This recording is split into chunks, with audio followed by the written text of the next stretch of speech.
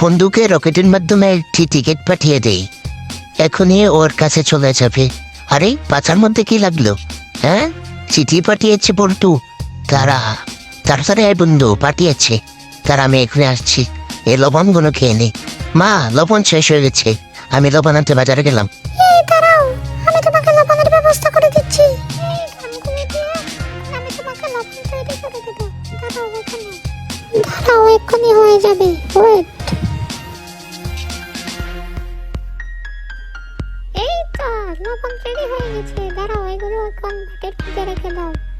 দাঁড়াও, আর বাজারে যেতে হবে না, আমি তোমাকে এখানে লক করে দিই। তুমি তোমার বন্ধুদের সাথে বাহিরে চলে যাবে। আরে মা, শুনো শুনো তো, আরে শোনো। আরে থালিয়ে চলে গেছে, দাঁড়া, থালাগুলো এখন আমি খুলবো। এই মুখটা পরিয়ে নিলাম, এখন থালার ভাঙা জায়গায় লাগিয়ে দেব। এই তো। আর